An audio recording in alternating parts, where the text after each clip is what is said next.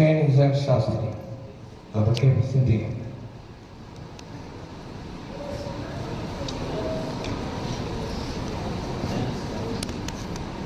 దేవుని పరిశుద్ధ నామమున మీ అందరికీ వందనాలు చెల్లిస్తున్నాను. ఈ యొక్క సమయం ఇచ్చిన పాస్టర్ గారికి, సంఘ ప్రజలకు, కుటుంబానికి వందనాలు చెల్లిస్తున్నాను.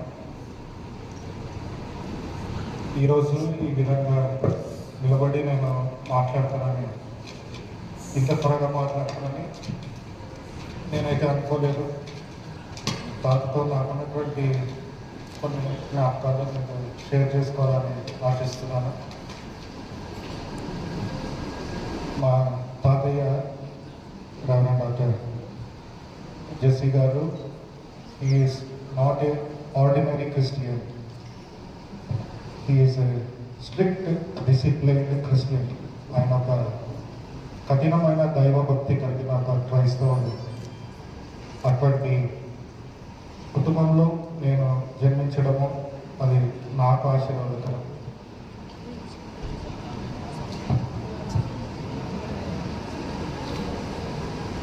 తాతతో నాకున్నటువంటి అనుబంధము, మరి నేను నా యొక్క తల్లి గర్భంలో ఉన్నప్పుడు తాతయ్య ప్రార్థన చేసి డాక్టర్స్ ఆడపిల్ల అన్నప్పుడు మరి తాత మొండి పట్టుబట్టి నాకు కుమారుడే కావాలి, మగపిల్లగాడే కావాలని ఆశించి ప్రార్థించి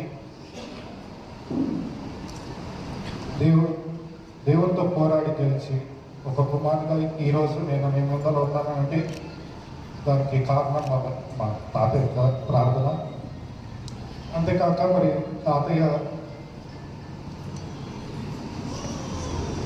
ఆయన ఒక గ్రాండ్ ఫాదర్గా మాత్రమే కాదు, కానీ ఆయన నాకు ఒక కౌన్సిలర్గా ఉన్నాడు.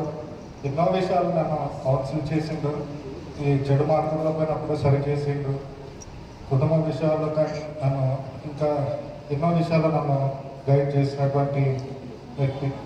అంతేకాక తాతయ్య ఎక్కడికి వెళ్ళినప్పటికీ నేను వచ్చిన ప్రాయంలో ఉన్నప్పుడు తన యొక్క భుజాలపై నన్ను ఎత్తుకొని బయపల్లి గేట్లో కానీ తన యొక్క కాలేజీలో కానీ నన్ను ఎత్తుకొని వెళ్ళినటువంటి తాతయ్యను మరి నేను చివరి రోజుల్లో మరి చివరిసారిగా నా యొక్క చేతులపై ఎత్తుకొని నేను తాతయ్యని ఇంట్లోకి తెస్తానని నేను ఎప్పుడు అనుకోలేదు.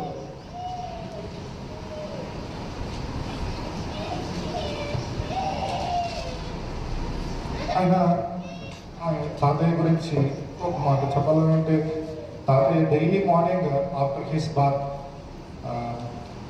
ఆయన ఎవరితో మాట్లాడేవారు కాదు. స్నానం చేసుకొని వచ్చిన వెంటనే తను ఉన్నటువంటి ఆ టవల్ పైన తను ఈవెన్ ఒక కప్ ఆఫ్ వాటర్ కూడా ముట్టుకునేవారు కాదు. కానీ తను ఇమీడియట్గా మోకరించి ప్రార్థించి బైబిల్ చదువుకొని ఆ యొక్క ప్రార్థన అదొక నార్మల్ ప్రార్థన కాదు, కానీ అదొక వారియర్స్ చేసేటువంటి తన ఒక వారియర్ లాగా పోరాడే తత్వం కలిగినటువంటి ప్రార్థన.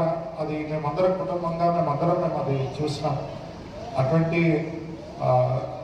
నేను ఈ వయసులో కూడా కొన్నిసార్లు మేము మోకరించి ప్రార్థన చేయలేకపోవచ్చు, కానీ తాతయ్య ఈ ఇయర్ 2025 ఈ సంవత్సరం కూడా తను మోకరించి అటువంటి వయసులో అటువంటి అనారోగ్య పరిస్థితుల్లో కూడా మోకరించి ప్రార్థించినాడు.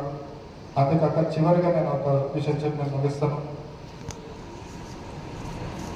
తాతయ్య మరి నా యొక్క వివాహం జరగకముందు ఒకసారి ఇదే సిక్నెస్తో గురైనప్పుడు మరి పల్లిక హాస్పిటల్ ఉన్నప్పుడు నేను దేవుని ఎంతగానో ప్రార్థించినాను.